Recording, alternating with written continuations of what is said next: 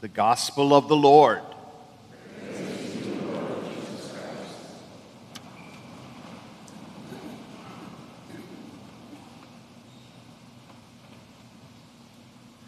Some context to this gospel passage might help us touch its deeper meaning, and so I would like to provide that for you. St. Matthew, as we know, is writing to a small Christian community within this broader Jewish community. And this broader Jewish community are hearing the words of the Pharisees and the learned members of that community. So this is post-70 A.D. The temple has been leveled by the Romans. The liturgical practices of the Jews are no longer able to be practiced. No sacrifices, no atonement. Pilgrimage to Jerusalem has ceased. So they are in exile again. And I'm sure the Pharisees used that metaphor for them. You know, this isn't the first time the temple has been destroyed. We did what we will do what they did in the past, and that is that since we can no longer worship publicly, we will worship the Lord our God interiorly.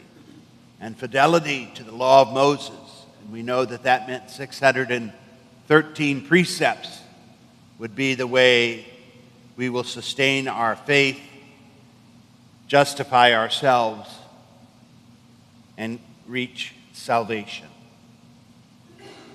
So you can imagine in that context Matthew's message. And I think it was a spiritually challenging time for those early Christians because they were saying, can we really let go of this 1,000-year-old teaching of Moses? Can we cling to Jesus instead versus this precise pattern of how we're supposed to live our lives? Can we trust a faith relationship with the Lord is better than the carefully laid out rules of the Pharisees? So Matthew takes the words of Jesus and supplies that answer. Supplies it with that simple introduction. Blessed are you, Lord, Father, Lord of heaven and earth. Praising his Father and recognizing his Father's way, the way in which the Father's plan is unfolded. That to the little ones will be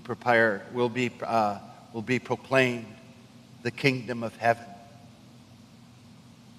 Then come the words of real unparalleled tenderness. Take my yoke upon your shoulders and learn from me. I am meek and humble of heart. I'm not a proud and haughty and condescending person who rules by might. My yoke is easy. My burden light, especially in comparison to 613 precepts. And my yoke is not, is not an imposition, but a relationship. It is you and I yoked together that allows you to carry your life. I seek love. Life in union with the Father will be the reward.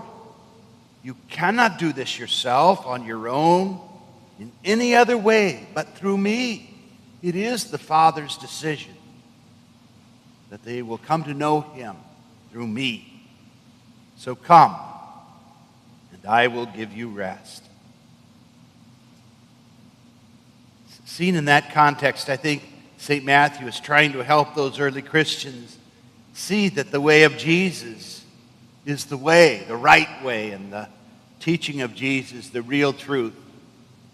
And that to possess the life of Jesus is to find rest and peace.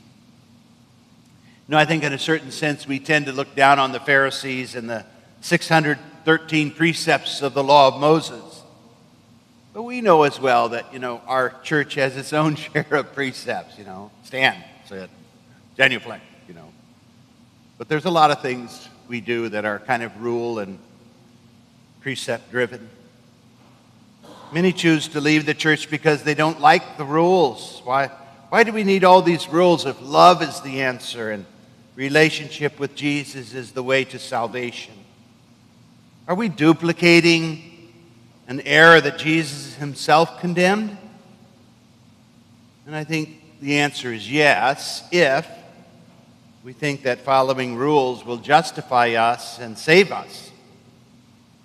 This, to me, is the kind of the core teaching of Jesus in this whole arena that I find just very helpful and completely compelling.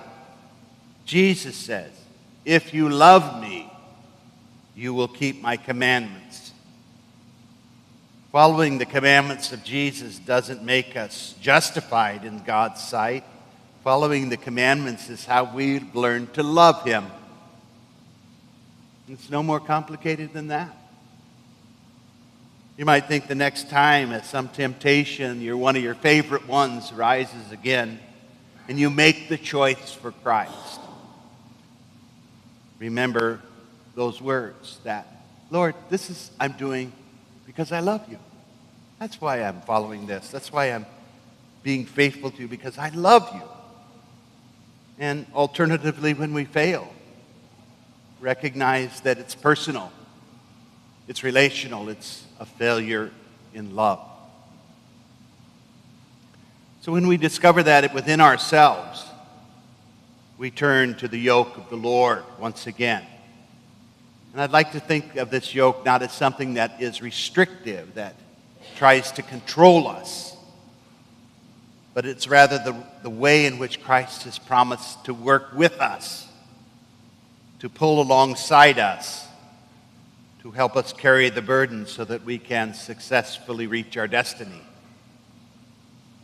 I don't think there's a better metaphor than the two oxen, yoked together, pulling a cart loaded with the challenges and sufferings and mishaps of life. And the ox on the strong side, which is maybe the left side, looks at us and says, "Come on, tie yourself here. Lean into me. We will get this done." And what he's talking about is our life. He's talking